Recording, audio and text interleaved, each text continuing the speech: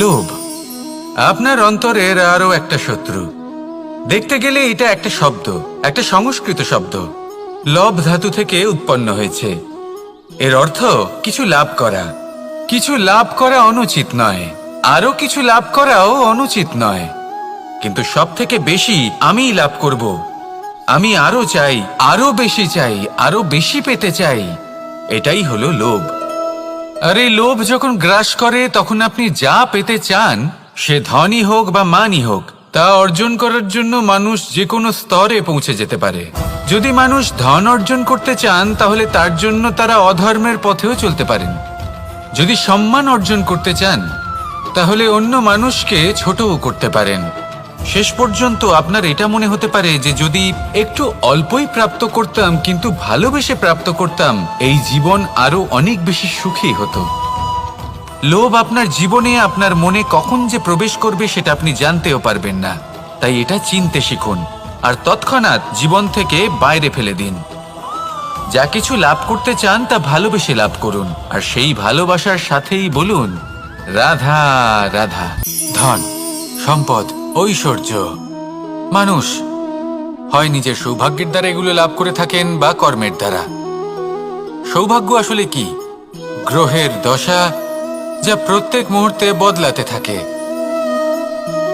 কর্মের মাধ্যমে যখন আপনি ধন অর্জন করেন তখন সেই ধন আপনার আগামী প্রজন্ম লাভ করে।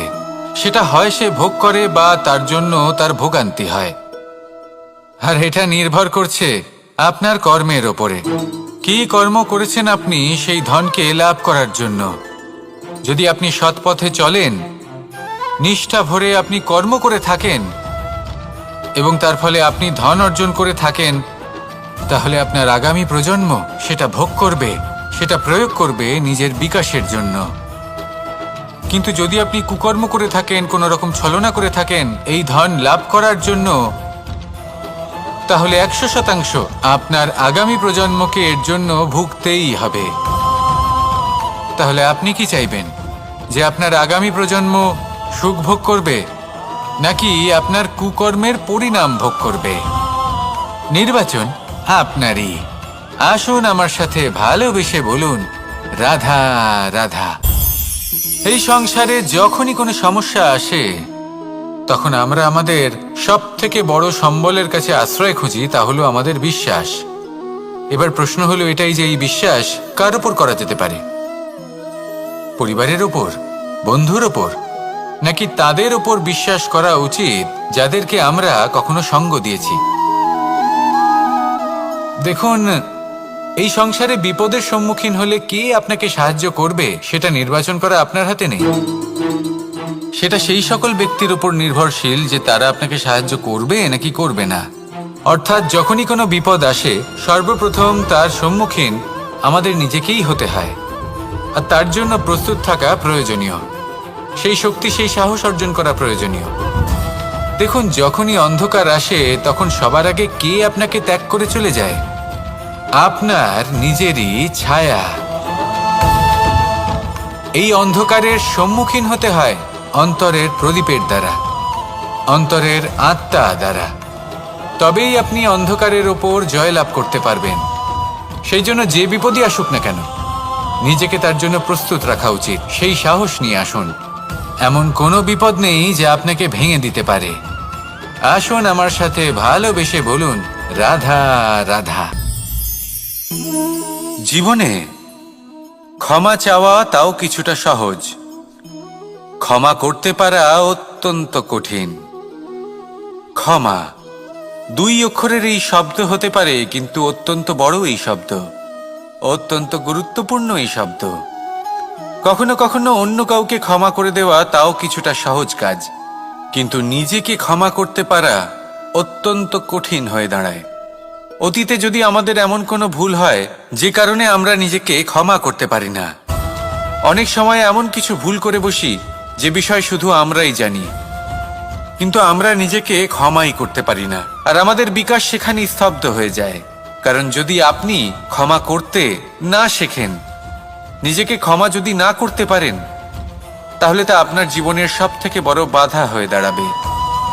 সেই জন্য জীবনে অবশ্যই শিখুন যে কিভাবে নিজেকে ক্ষমা করতে হয়, আর শিখুন যে আগের করা ভুল আবার কি করে না করা যেতে পারে। এই মন হালকা হবে আর প্রসন্ন হয়ে বলবে, রাধা রাধা। মানুষ সবসময় চায় যে তার জীবনে যেন কখনো কোনো সমস্যাই না আসে। সে চায় তার জীবন যেন শুধুমাত্র শান্তি এবং সুখের দ্বারা পূর্ণ থাকে। কিন্তু এই চাহিদা অনুচিত কিছু নয়। আমরা সবাই এটাই চাই যে জীবনে সুখ থাক, শান্তি থাক। কিন্তু এই কথা সবসময় মনে রাখবেন, যে সূর্য উদিত হন সংসারকে প্রকাশমান করেন, দুপুরবেলায় সংসারকে রৌদ্র প্রদান করেন, সন্ধেবেলায় তাকেও অস্ত যেতে হয়। এবার আমাদের জীবন চক্র কিছুটা এরকমই। কোনো কিছুই চিরকাল একরকম থাকে না। কখনো এই নদীকে দেখুন, যা বয়ে চলেছে। এই নদী যা বয়ে চলেছে তার পথেও অনেক বিপদ আসে। বড় বড় পাথরের সম্মুখীন হয়ে তাকেও সামনে এগিয়ে যেতে হয়। একটি পুকুর যা চারদিক থেকে ঘেরা, তার জীবনে কিন্তু কোনো সমস্যা নেই। কিন্তু এই সংসারে পুকুরের পুজো করা হয় না, পুজো করা হয় নদীকে।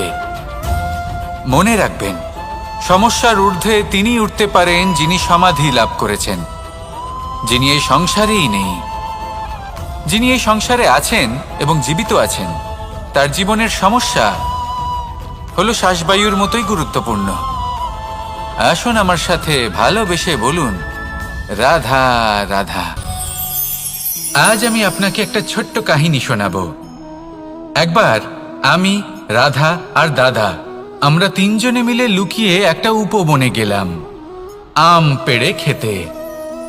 অনেক পরিশ্রম করে আমরা ওখানে পৌঁছলাম আর আমরা আশ্চর্যচকিত হয়ে গেলাম এটা দেখে যে এবার তো আম পাকেইনি। এবার দাদা কি করলেন, একটা আম পাড়লেন আর সেটা চাখলেন, আর উনি নিরাশ হয়ে পড়লেন। উনি বললেন যে এটা তো খুবই টক। তারপর রাধা একটা আম পাড়লো আর সেটা চেখে দেখলো, আর রাধা উৎসাহিত হয়ে পড়ল। আমি রাধাকে জিজ্ঞেস করলাম, কি হয়েছে, তুমি এত উৎসাহিত কেন? তখন রাধা বলল যে এবার এত বেশি টক আম হয়েছে যে এগুলো দিয়ে আমরা আচার বানাবো। তাহলে দাদা ওখান থেকে বেরিয়ে গেলেন নিরাশ হয়ে এবং খালি হাতে। রাধাও ওখান থেকে বেরিয়ে গেল কিন্তু উৎসাহিত হয়ে, আর অনেকগুলো কাঁচা আম সাথে নিয়ে। এর থেকে আমরা কি শিক্ষা পেতে পারি? যে প্রত্যেকটা স্থানে এমন কিছু রয়েছে যেখান থেকে আমরা কিছু একটা শিক্ষা লাভ করতে পারি, যা আমাদেরকে বিকাশের পথে নিয়ে যেতে পারে। এই শিক্ষা প্রত্যেক স্থানে আছে। সবকিছু আমাদের দৃষ্টিভঙ্গির উপর নির্ভর করছে। যখনই আমাদের জীবনে, আমাদের সম্পর্কে কোনো সমস্যা, কোনো বিপদ আসে, তখন বেশিরভাগ মানুষ সেই বিষয় নিয়ে দুঃখী হয়ে পড়েন। আর কিছু মানুষ এমনও থাকেন যারা শেষ পর্যন্ত তার সমাধান করেন, বিপদকে পরাজিত করেন, সম্পর্কগুলিকে আবার জুড়ে দেন। যদি আপনি সুখের খোঁজ করেন তাহলে আপনি সুখ অবশ্যই পাবেন, প্রসন্নতা অবশ্যই পাবেন। যদি আপনি দুঃখ খোঁজেন তাহলে দুঃখ অবশ্যই পাবেন। এবার আপনি কি খুঁজতে চান, সেই চয়ন আপনারই। আসুন আর আমার সাথে ভালোবেসে বলুন, রাধা রাধা। কখনো কোনো প্রজাপতিকে উড়তে দেখেছেন? কি সুন্দর উড়ে বেড়ায় সে, এক ফুল থেকে অন্য ফুলে, এক পাতা থেকে অন্য পাতার ওপর। কিন্তু সে কিভাবে উড়তে শেখে কখনো ভেবেছেন? জন্ম থেকেই কিন্তু প্রজাপতির ডানা থাকে না। ও কিন্তু ছোট্ট একটা ডিমের আকারে জন্ম লাভ করে। তারপর সেই ডিমটি ভেঙে একটি কীট বাইরে আসে। আস্তে আস্তে সে বড় হয়, ওর শক্তি বৃদ্ধি পায়। তারপর সে সেই কীট দশা ত্যাগ করে নিজের ডানাগুলি মেলে। এই প্রক্রিয়া তার কাছে সরল নয়, অত্যন্ত যন্ত্রণাদায়ক প্রক্রিয়া, কিন্তু সে সেই যন্ত্রণা মেনে নেয়। আর তারপর আস্তে আস্তে সে উড়তে শেখে। শুধুমাত্র আকাশে উড়ে বেড়ায় তা নয়, আমাদের মনের মাঝে উড়ে বেড়ায়। এবার এই ডিম থেকে প্রজাপতি হয়ে ওঠার যে যাত্রা, এটা যতটা কঠিন, ততটাই কঠিন হয় এই সংসারে শ্রেষ্ঠ কর্ম করা, ততটাই কঠিন হয় এই সংসারে মহান হয়ে ওঠা। সেই জন্য প্রয়োজনীয় প্রচেষ্টা এবং সময়। নিরন্তর প্রচেষ্টা করতে থাকুন, পর্যাপ্ত সময় নিন এবং আপনি নিজেকে এই আকাশে উড়ন্ত অবস্থায় পাবেন। আসুন আমার সাথে ভালোবেসে বলুন, রাধা রাধা, রাধা রাধা। আপনারা হয়তো ভাবছেন কি আশ্চর্য ব্যাপার, প্রত্যেকবার আমি কথা শেষ হওয়ার পরে রাধা রাধা বলি। এইবার আমি আগেই বলে দিলাম। কারণটা কি? কারণ হলো অত্যন্ত বিশেষ। প্রত্যেকবার কথা সমাপ্ত হবার পরে আপনাদের সবার মধ্যে ভালোবাসা বিতরণ করতে চাই, তাই রাধা রাধা বলি। কিন্তু এইবার এই নতুন এবং বিশেষ সূত্রপাতে প্রথমে প্রেম বিতরণ করা অত্যন্ত আবশ্যক। এবার একটা বিষয় আছে যা জানেন হয়তো সকলেই, কিন্তু বুঝতে খুব কম জন পারেন। এই প্রেম, এই আনন্দ, এই সকল কিছুর সূত্রপাত হয় নিঃস্বার্থ আবেগের দ্বারা। ঠিক যেমন একজন মাতাকেই দেখে নিন। যখনই একজন মাতা সন্তানকে জন্ম দেন, তখন এই সংসার ভুলে যায় যে তার জন্য এটা একটা নতুন জন্ম।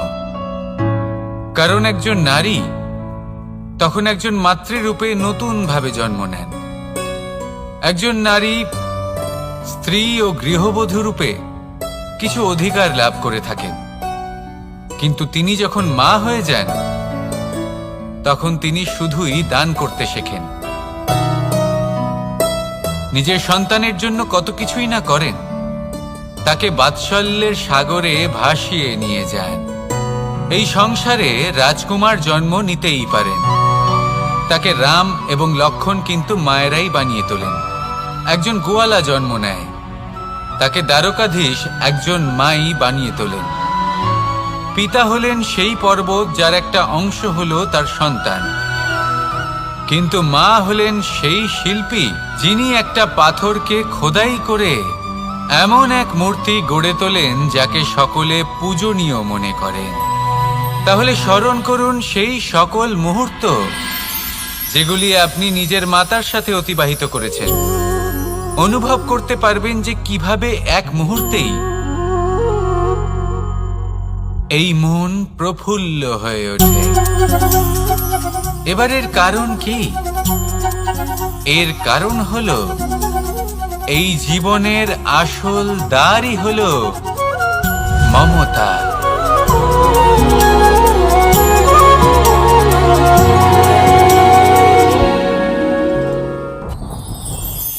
যত শক্তিশালী এই মন, তত শক্তিশালী এই শরীরও। এই যে আমাদের শরীর, এটা আসলে কি? এ হলো একটা রথের মতো। আর একটা রথ ততক্ষণ চলতে পারবে না যতক্ষণ না তাকে কোনো সারথি চালাবে। এই মন হলো শরীরের সারথি। এবার ভাবুন, যদি এই সারথি শক্তিহীন হয়, দুর্বল হয়, তাহলে এই রথের কি হবে?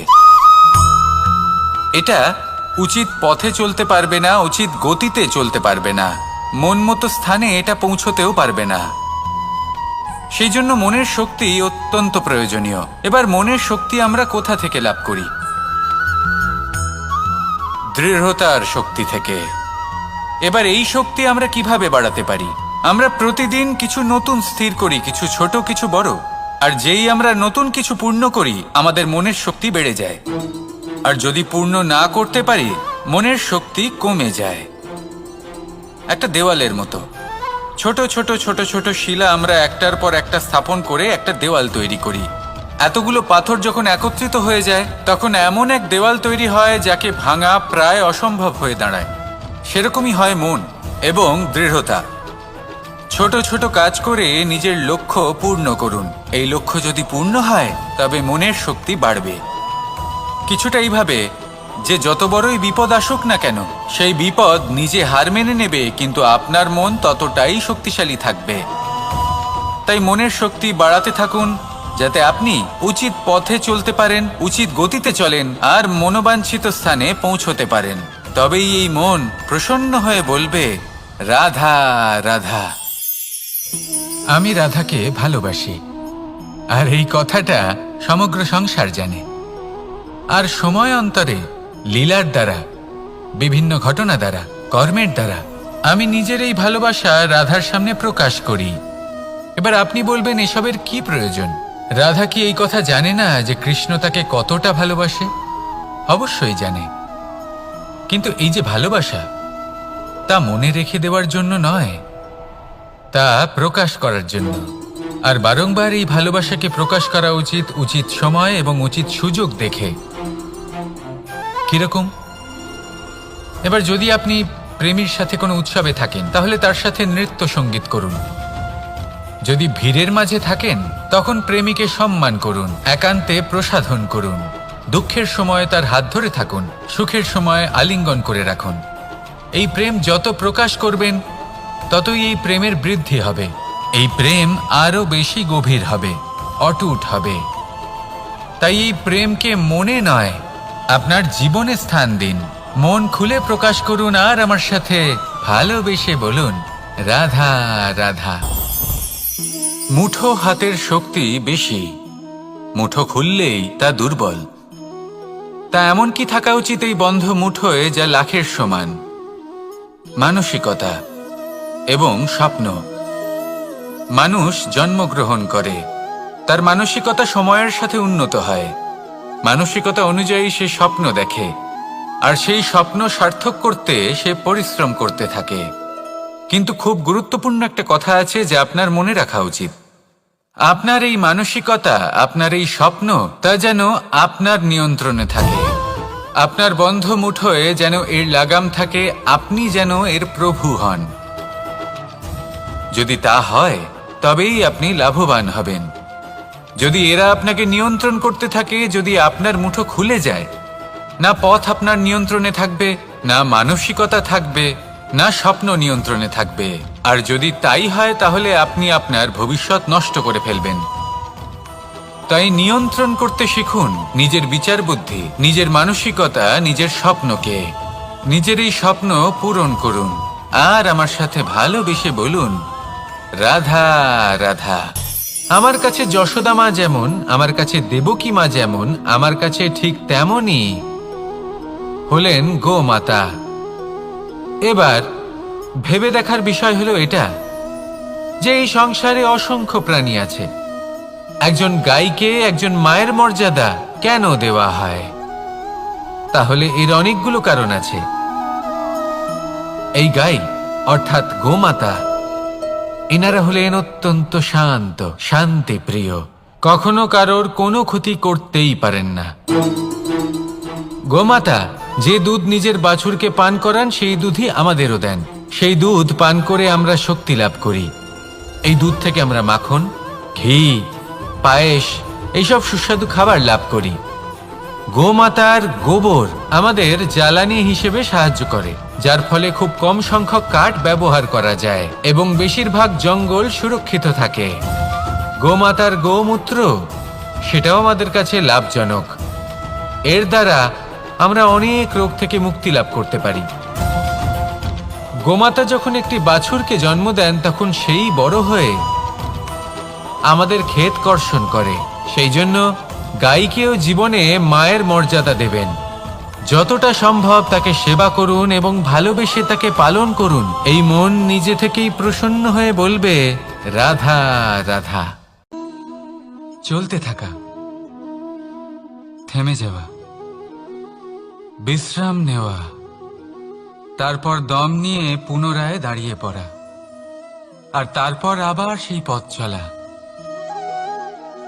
এটা জীবনের অভিন্ন এক অঙ্গ, এটার থেকে আপনি পালাতে পারবেন না। কিন্তু এই অঙ্গকে আপনি নিজের জীবনে কিভাবে প্রয়োগ করবেন, কিভাবে তাকে কাজে লাগাবেন, সেই সিদ্ধান্ত আপনাকে নিতে হবে। যারা হেরে যান তারাও জীবনে থমকে যান, আবার যারা জেতেন তারাও দাঁড়িয়ে পড়েন। যারা হেরে যান তারা হাঁপিয়ে দাঁড়িয়ে পড়েন, যারা জিতে যান তারা দাঁড়িয়ে পড়েন সেই সর্বোচ্চ স্তরে পৌঁছে গিয়ে। এবার দাঁড়াতে তো আপনাকে হবেই, তা হতেই হবে। কিন্তু কখন, কিভাবে দাঁড়াবেন, ক্লান্ত হয়ে নাকি সর্বোচ্চ স্তরে পৌঁছে গিয়ে, সেই সিদ্ধান্ত আপনার। অবশ্যই দাঁড়িয়ে পড়ুন, কিন্তু ক্লান্ত হয়ে নয়, কারণ আপনাকে পুনরায় দাঁড়িয়ে পড়তে হবে, পুনরায় যাত্রাপথে এগোতে হবে এবং সর্বোচ্চ স্তরে পৌঁছতেই হবে। রাধা রাধা। স্বপ্ন, আমরা জীবনে স্বপ্ন দেখতে থাকি, সেটা পূরণ করার পূর্ণ প্রয়াস করে থাকি, কিন্তু এই স্বপ্ন পূরণ না হওয়ার পরিস্থিতিতে আমরা ভেঙে পড়ি, ছিন্ন বিচ্ছিন্ন হই। আর তারপরেই বোঝা আমরা আগামী প্রজন্মের ওপর রীতিমতো চাপিয়ে দিই। আমরা এটাই মনে করি যে আমরা যেটা হতে পারিনি সেটা আমাদের সন্তান অবশ্যই হবে। আমরা যা কখনো পাইনি আমাদের সন্তান অবশ্যই তা পাবে। এটা যে অনুচিত সেটা আমরা ভাবি না, কিন্তু এটা ভুল। আর এই ভুল আমরা সকলেই করে থাকি। সন্তান প্রকৃতি আর পরমাত্মার আশীর্বাদ। ওদের ভেতরে তাদের নিজের একটা অস্তিত্ব লুকিয়ে থাকে, সেটা মন। রাধা রাধা। এই পুকুর দেখছেন আপনি? পুকুরের জল কখনো প্রবাহিত হয় না, একই স্থানে জমে থাকে। আর সেই কারণে কিছুদিন পর ময়লা হতে শুরু করে, কিন্তু তাও আমরা একে ত্যাগ করি না। আমরা তবুও একে পুজো করি, শুধুমাত্র এই কারণে নয় যে অতীতে সে আমাদের তৃষ্ণা মিটিয়েছে, কিন্তু এই কারণেও যে যদিও বা সে ভবিষ্যতে আমাদের তৃষ্ণা না মেটায়, কিন্তু প্রয়োজন হলে আগুন অবশ্যই নেভাতে পারে। ঠিক সেই রকমই হয় আমাদের সম্পর্ক, সম্পর্ক যা আমরা বহু বছর পরিশ্রম করে তৈরি করি, যে দরকার পড়লে আমাদের সহায়ক হয় কোনো না কোনোভাবে। সেই জন্য সম্মান করতে শিখুন এই সম্পর্কগুলিকে, শিখুন এই সম্পর্কগুলিকে অটুট রাখতে। কথায় কথায় এই সম্পর্কগুলিকে ভেঙে দিতে শিখবেন না। রাধা রাধা। বিষ, এই শব্দটা শুনলেই মনে অনেক কল্পনা জন্ম নেয়। কল্পনা অসহ্যকর তিক্ততা, কল্পনা অত্যন্ত বেদনাদায়ক মৃত্যু। এবার যদি আপনাকে জিজ্ঞেস করা হয় যে সবচেয়ে বিষাক্ত বিষ কোনটা, তাহলে আপনি কি বলবেন? কেউ বলবে সর্পের বিষ, কেউ বলবে কাঁকড়া বিছের, কেউ বলবে কালকিউটের বিষ। কিন্তু না, এই সমস্ত রকম বিষ সেই বিষের সামনে টিকতে পারবে না যাকে আমরা বলে থাকি কানের মধ্যে ঢালা বিষ। শুনতে অত্যন্ত মিষ্টি, কিন্তু তিক্ততায় অত্যন্ত বিষাক্ত। পেটের মধ্যে যাওয়া এই বিষ শুধুমাত্র একটি মানুষের মৃত্যুর কারণ হয়, কেবল একটি। কিন্তু কানের মধ্যে ঢালা এই বিষ একাধিক সম্পর্কের নাশ করতে পারে। আর এটাতে সেই ব্যক্তির ভুল নেই যে আপনার কানে বিষ ভরেছে, আপনি তাকে দোষ দিতে পারেন না। এখানে দোষ আপনার নিজের, যে এই বিষকে আপনি নিজের উপরে প্রভাব ফেলতে দিয়েছেন, এই বিষকে সুযোগ দিয়েছেন আপনার ক্ষতি করতে। এটা আপনার ভুল। সেই জন্য কুমন্ত্রণায় কখনো কান দেবেন না। আপনার মনে ভালোবাসার দৃঢ়তা জাগিয়ে তুলুন আর নষ্ট করে দিন এই সংসারের সমস্ত বিষের প্রভাবকে। রাধা রাধা। জীবন, আমাদের এই জীবন, সুখ আর দুঃখ, এই দুইয়ের মিশ্রণ। এদের সংমিশ্রণই জীবনের ভারসাম্য বজায় রাখে। এখন এই সুখ, সুখ এমন এক বস্তু যাকে সবাই খুঁজে চলেছে। দুঃখ এমন এক অনুভূতি যা সবার কাছে আছে। আমাদের প্রত্যেকের জীবনে সুখ আর দুঃখ আসতে থাকবে আর যেতেও থাকবে, এটা অবশ্যই জীবনে থাকবে। কিন্তু সফলতা, এটা সবার জীবনে আসে না। কেন? কারণ এই সফলতা সুখ আর দুঃখের দ্বারা প্রাপ্ত হয় না। সফলতা প্রাপ্ত হয় নিজের উপরে বিশ্বাস করতে থাকলে। আকাশের ওই সূর্যকে দেখুন, সূর্যের বিশ্বাস আছে নিজের উপর যে সে সমস্ত জগৎকে আলোকিত করতে পারবে, নিজের প্রথম রশ্মি দিয়ে অন্ধকারকে দূর করতে পারবে। সূর্য এই বিশ্বাস নিয়েই আসে, আর কিছুক্ষণের মধ্যেই সমস্ত সংসার থেকে অন্ধকারকে বিনাশ করে ফেলে সে। তাহলে মনে রাখবেন, এই সুখের আভাস, এই দুঃখের অনুভূতি আসতেও থাকবে আর যেতেও থাকবে। শুধু নিজের উপরে বিশ্বাস রাখুন, তারপর দেখবেন এই সফলতা আপনার দাস হয়ে থাকবে। রাধা রাধা। চাঁদ কত শ্রেয়, শুভ্র, কত সুন্দর, কিন্তু যদি আপনি মনোযোগ সহকারে দেখেন তাহলে দেখবেন এই চাঁদেও দাগ আছে। আর এই দাগগুলি থাকার কারণে কি এই চাঁদের মাহাত্ম্য কখনো কমে যায়? কখনো নয়। এর কারণ হলো চাঁদের নিরন্তর চেষ্টা। একবার এই আকাশে দেখুন, এই অন্ধকার সবসময় চেষ্টা করে চাঁদকে ঢেকে দেওয়া, কিন্তু এই চাঁদ সবসময় এই অন্ধকারের সাথে লড়াই করতে থাকে। অমাবস্যা থেকে শুরু করে চাঁদের এই যাত্রা পূর্ণিমা অবধি পৌঁছেই যায়। আর তাই এই চাঁদের পুজো করা হয়, এই কারণে এই চাঁদকে মাহাত্ম্য দেওয়া হয়। এইভাবেই যদি আপনার মধ্যে কোনো দোষ থাকে, কোনো খারাপ কিছু থাকে, তাহলে সেটা কোনো বড় ব্যাপার নয়। চেষ্টা করুন সেটাকে শুধরে নেওয়ার, কিন্তু সেই কারণে নিজেকে খারাপ মনে করা এটা অনুচিত। নিজের ভুলগুলো, নিজের দোষগুলো, নিজের খারাপ দিকের কথা ভুলে আপনি এই সংসারের ভালোর দিকে প্রস্থান করেই দেখুন না। আপনি দেখবেন আপনার অন্তরের তেজ ঠিকরে বেরোচ্ছে। রাধা রাধা। এই পিঁপড়েদের দেখছেন আপনি? সবাই একই রকমের। এদের মধ্যে তফাৎ খুঁজে বার করা অসম্ভব। মনে হয় যেন ওদের আলাদা আলাদা অস্তিত্বই নেই। কিন্তু যদি আপনি মন দিয়ে দেখেন তাহলে দেখবেন প্রতিটা পিঁপড়ের আলাদা কাজ নির্ধারিত, তাদের আলাদা অস্তিত্ব আছে। কেউ বাড়ি বানানোর জন্য মাটি সংগ্রহ করতে পটু, কেউ ঢিপি বানাতে পটু, কেউ খাবার খোঁজায় পটু, আবার কেউ সেই খাবার আনায় পটু। ঠিক সেরকমই হয় মানুষেরা। মনে হতেই পারে সবাই একই রকম, কিন্তু প্রতিটা মানুষের ব্যক্তিত্ব, প্রতিটা মানুষের অস্তিত্ব ভিন্ন হয়। আর সত্যি কথা বলতে কি, প্রতিটা মানুষের ভিন্নতাই আমাদের প্রগতির দিকে নিয়ে যায়। ভাবুন, যদি আপনাকে কারোর সাথে হাত মিলিয়ে চলতে হয়, তাহলে আপনাকে আপনার সোজা হাত তার উল্টো হাতে ধরে এগোতে হবে। এটাই সৃষ্টিকর্তার সৃষ্টির নিয়ম। ভিন্নতা, এই ভিন্নতাকে আশীর্বাদ ভেবে চলুন, এতে কোনো খারাপ নেই। রাধা রাধা।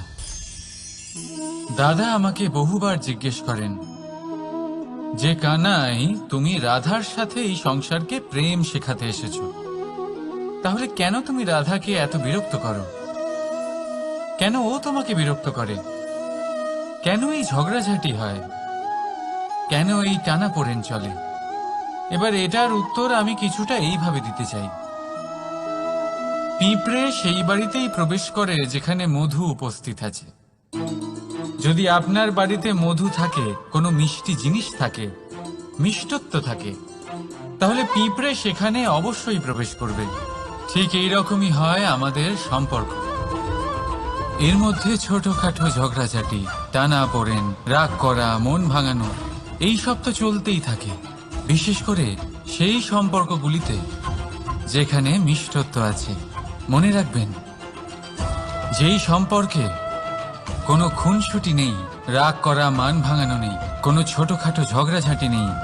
সেই সম্পর্ক শুধুমাত্র মস্তিষ্ক দিয়ে পালন করা হচ্ছে, মন থেকে নয়। তাই মন থেকে ভালোবাসতে শিখুন। আর এই ছোটখাটো ঝগড়াঝাঁটির, এই অম্ল মধুর খুনসুটির আনন্দ উপভোগ করুন, কারণ এতেও ভালোবাসা আছে। রাধা রাধা। এই পুস্তক বড়ই কাজের জিনিস। কাহিনী হোক, কবিতা হোক, স্মৃতি হোক, এতে যাই লিখে দেবেন তা ভবিষ্যতের পুঁজি হয়ে যাবে। কিন্তু যদি কখনো এমন হয় যে এই পুস্তক ময়লা হয়ে যায়, বা যদি কোনো পাতায় আপনি ভুল করে কালি ফেলে দেন, বা কোনো বাক্য লিখতে গিয়ে আপনি ভুল করে ফেলেন, তাহলে আপনি কি করেন? সেই পুস্তক কি আপনি তুলে ফেলে দেন? না, তাই তো। শুধু একটা পাতা ছিঁড়ে ফেলেন, যাতে সেই পুস্তক সঠিক থাকে, সুন্দর হয়ে ওঠে। এই পুস্তকের মতোই হয় আমাদের সম্পর্ক। তার সেই এক পাতা, একটা ভুল। তাই যে কোনো সম্পর্কে যদি কারোর কোনো ভুল হয়ে গিয়ে থাকে, তাহলে সেই ভুলকে সম্পর্ক থেকে দূরে করা সঠিক হবে। সেই ভুলকে ভুলে যাওয়াই সঠিক হবে। সেই সম্পর্ক ভাঙা নয়, সেই সম্পর্ক সামলে রাখুন। কারণ ভুল তো সবার দ্বারা হয়। যদি এরকম করেন, তবেই জীবনরূপী পুস্তক আরো সুন্দর হয়ে উঠবে।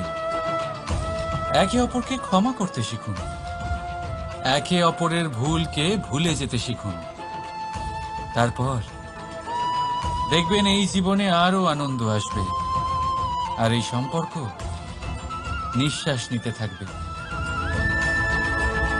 রাধা রাধা।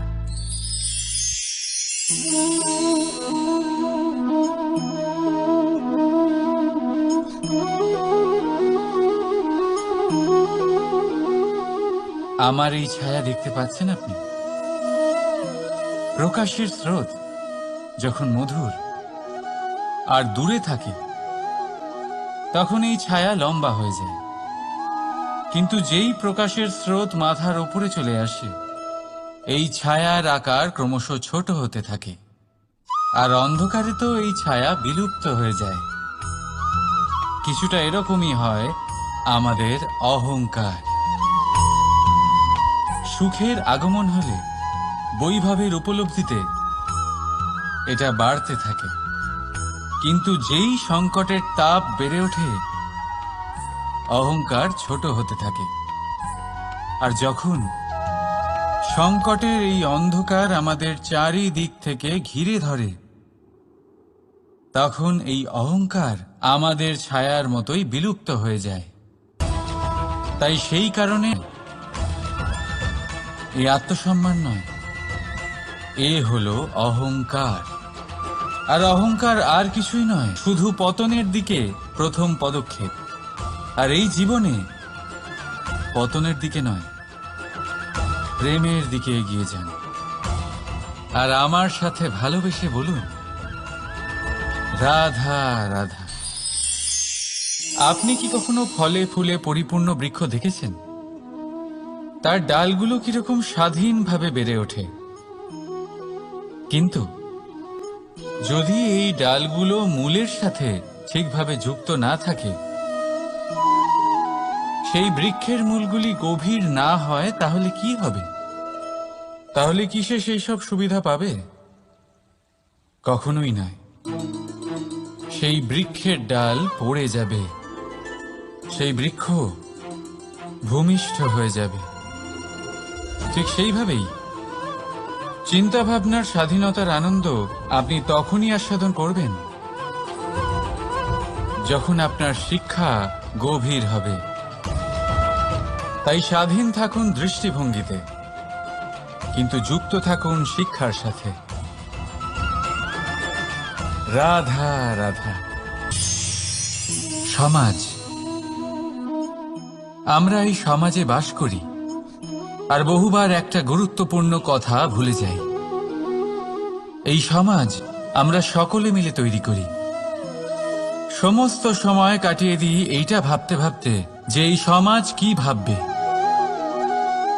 আমার কি করা উচিত, আমার কি ভাবা উচিত, কি পড়া উচিত, কোনটা সঠিক কোনটা ভুল। যদি আমি এটা করি তাহলে কয়েকজনের এটা মনে হবে না তো যে আমি খারাপ, যখন আমি তা নই। মনে ভয় উৎপন্ন হয় সেই কয়েকজন মানুষের জন্য। তার কারণ হলো আমরা আমাদের মনের কথা শুনতে পাই না, না শুনতে পাই, না বলতে পারি, আর না করতে পারি। সেই কয়েকজন মানুষের ভয় আমরা খারাপের বিরোধিতা করা ছেড়ে দিই। কিন্তু কখনো নিজেকে জিজ্ঞেস করুন, শেষ পর্যন্ত কারা এই কয়েকজন মানুষ?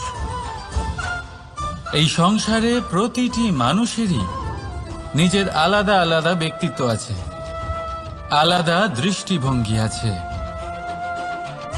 তাই যদি আপনি এটা ভাবেন যে আপনি সবাইকে খুশি করতে পারবেন, তাহলে আপনি ভীষণ বড় ভুল করছেন। জীবনে কর্ম তাই করুন যাতে আপনার অন্তরাত্মা সন্তুষ্ট হয়। আর অন্তরাত্মা সন্তুষ্ট তখনই হবে যখন আপনার কর্ম শুভ হবে। তাই নিজের মনের কথা শুনে এই সংসারে শুভ কর্ম করতে থাকুন, তবেই এই সংসারের কর্মে আপনি সার্থক হবেন। রাধা রাধা। এই পাতাকে দেখুন, কত কোমল, কত শীর্ণ। যদি এর উপরে একটুও জোর খাটান বেঁকে যাবে। পাতা তো এরকমই হয়, একটু জোর খাটালেই তা বেঁকে যায় এদের নমনীয়তার জন্য। কিন্তু ওদের এই নমনীয়তার জন্য ঝড়ে বিপর্যয়ে ওরা ভেঙে পড়ার থেকে বেঁচে যায়। যদি এদের বদলে কোনো দৃঢ় বৃক্ষ হয়, তখন হাওয়ার তীব্র গতি সে সহ্য করতে পারে না, তার সম্মুখীন হতে পারে না, ভেঙে পড়ে যায় সে। ঠিক সেই রকমই হয় আমাদের সম্পর্ক। যদি এর মধ্যে সেই নমনীয়তা না থাকে, অহংকারের দৃঢ়তা থাকে, সেই সম্পর্ক নষ্ট হয়ে যায়। তাই আনুন এই নমনীয়তা আপনার সম্পর্কে, যাতে কাল যদি কোনো সমস্যা এসে দাঁড়ায় এই সম্পর্ক যেন না ভেঙে যায়। একবার ওই আকাশের দিকে তাকান, সূর্য চন্দ্রকে দেখে নত হয়ে যায়, আর আমরা তো সাধারণ মানুষ।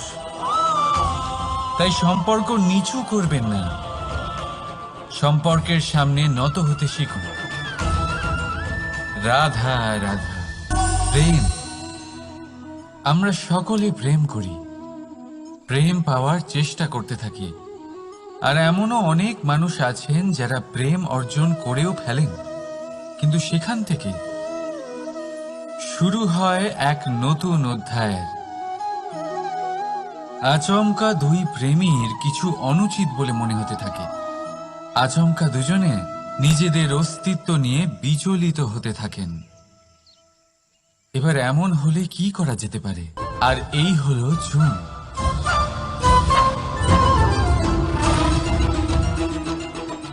এবার এটাকে দেখুন, যখন চুন আর হলুদকে একসাথে মিলিয়ে দেওয়া হলো, তখন ওরা নিজেদের রং ত্যাগ করে দিয়ে একটা নতুন রং তৈরি করল। প্রেমের রঙও কিছুটা এইভাবে অর্জন করা হয়। এখানে কোনো আমি থাকে না, শুধু আমরা হয়, শুধু একাত্ম হয়। সেই জন্য ত্যাগ করুন নিজের অস্তিত্বকে, আর মনের উত্তেজনাকে আলিঙ্গন করুন। তারপর দেখুন আপনার এই প্রেম আপনাকে কোথায় কোথায় নিয়ে